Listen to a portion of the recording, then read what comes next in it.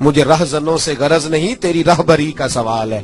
اور بھائی غور فرمائے، حضرت سعید بن عامر کو گورنر بنا دیا، سیدھے سادے درویش سے آدمی تھے۔ کچھ مہینوں کے بعد حضرت عمر خود ان کے صوبے میں پہنچے، جامع مسجد میں سب لوگوں کو جمع کیا۔ جب سب لوگ جامع مسجد میں جمع ہوئے تو حضرت عمر فاروق نے فرمایا اپنے گورنر کے بارے میں بتاؤ کیسا ہے۔ یہ ہے جمہوریت۔ ادھر دیکھیں جی، میری بات پہ توجہ فرمائیں، یہ جمہوریت ہے۔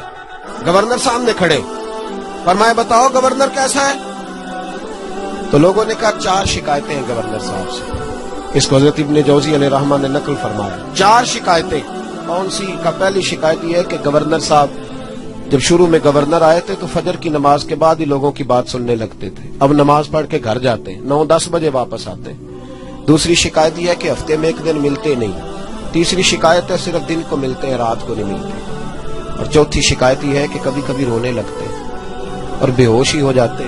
آپ نے عجیب دیوانہ گورنر بنا دی۔ حضرت عمر نے حضرت سعید بن عامر کی طرف، بول بھئی تیری شکایات ہے۔ جناب سعید بن عامر کہنے لگے حضور میرا راز نہ ہی کھلتا تو اچھا تھا، اگر آپ نے کہا ہے تو کہہ دیتا ہوں، بتائیے۔ فرمایا تیری پہلی شکایت ہے کہ تو فجر کے بعد گھر جاتا ہے، 9-10 بجے آتا ہے۔ جناب سعید بن عامر رو پڑے۔ گورنر صاحب کہنے لگے حضور غریب ہوں، نوکر رکھنے کے پیسے نہیں، بچے میرے پاس موجود نہیں، بیوی میری بیمار ہو گئی ہے، 30 سال اس بھلی مانس عورت نے میری خدمت کی، اب بیمار ہے، نماز پڑھ کے گھر جاتا ہوں، اپنی معذور اور بیمار بیوی کو ناشتہ پکا کے دیتا ہوں، اگر اس کے کپڑے بدلنے والے ہوں تو اس کا وجود دھو کے کپڑے بدلتا ہوں، گھر میں جھاڑو دیتا ہوں، برتن مانجتا ہوں، لوٹتے دیر ہو جاتی ہے۔ کہتے ہیں حضرت عمر پہلے جواب پہ سختہ طاری ہو گیا، کہ تیری دوسری شکایت یہ ہے کہ ہفتے میں 1 دن ملتے نہیں۔ تو سعید بن عامر عرض کرنے لگے حضور کرتا میرے پاس ایک ہی ہے، ہفتے میں 1 دن دھو کے خشک ہونے کو ڈالتا ہوں، بیوی کے کپڑے پہن کے بیٹھا رہتا ہوں، ٹھنڈ کا موسم ہے، اثر وہیں ہو جاتی ہے۔ کہتے ہم لوگوں کی آنکھوں میں آنسو چمکنے لگے۔ کہا تیری تیسری شکایت یہ ہے کہ تو دن کو ملتا ہے رات کو نہیں ملتا۔ تو رونے لگے، داڑھی ہاتھ سے پکڑ لی، کہنے لگے حضور دیکھیں کوئی بال کالا تو نہیں نا، ساری سفید ہو گئی ہے، پتہ نہیں رب کریم کب بلا لے گا۔ دن مخلوق کے لیے رکھا ہے، رات اپنے رب کے لیے رکھی ہوئی ہے۔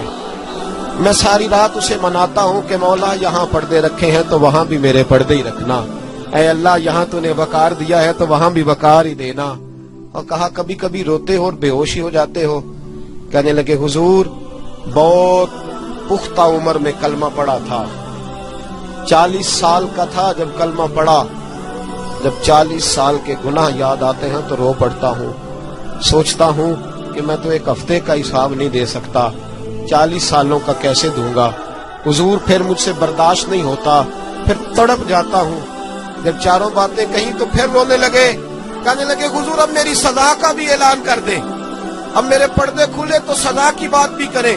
حضرت عمر نے ہاتھ اٹھائے اور کہا اے اللہ میرے محبوب کی امت کو کچھ ایسے گورنر اور بھی عطا فرما۔ اپنے آپ کو سنواریں، اپنے آپ پہ توجہ دیں۔ بڑا ہو گیا خوابوں کی دنیا میں زندہ رہنا اور لفظوں اور جملوں کی اوٹ میں چھپ کے اپنے آپ کو مطمئن کرنا۔